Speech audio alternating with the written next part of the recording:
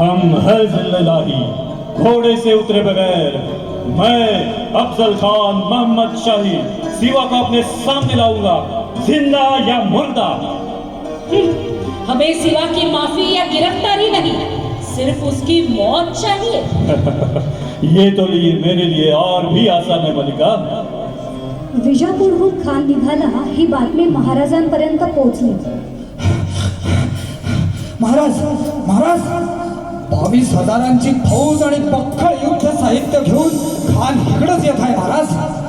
येता येता त्यानं तुळजापूर भवानी आईची मूर्ती फोडली महाराज, मूर्ती फोडली.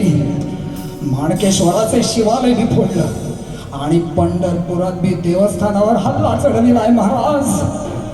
लई थैमान घातलंय मला थवाना. दमदाटी करत मावळी सरदारांना फरमानं सोडलंय की शिवाजीचा निर्मूळ फडशा पाडण्यासाठी अफजल खानाला आम्ही नामसात केला आहे. तरी तुम्ही शिवाजीची बाजू सोडून द्या आणि खानाला सामील व्हा.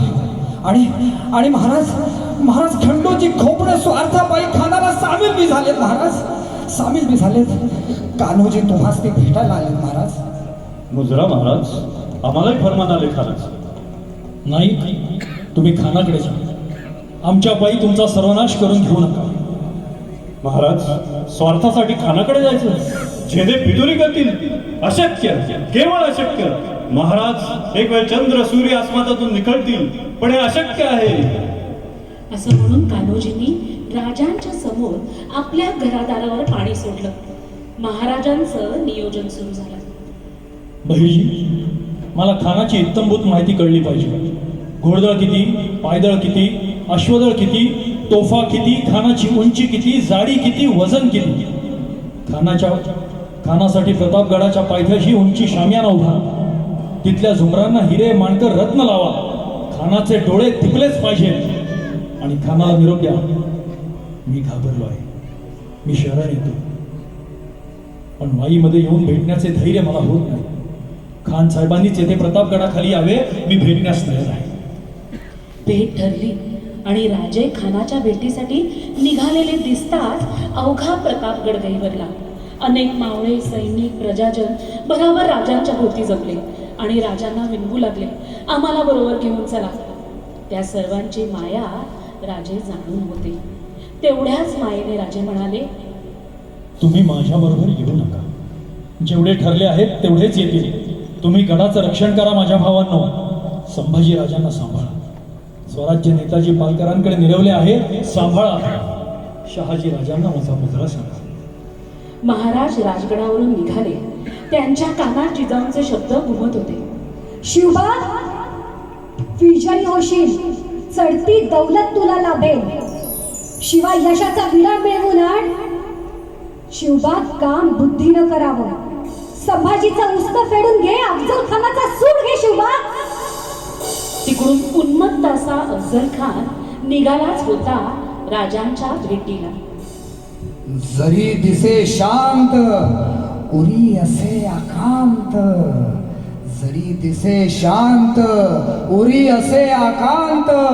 चालला दबत क्षुब्ध नरसिंह, चालला दबत क्षुब्ध नरसिंह.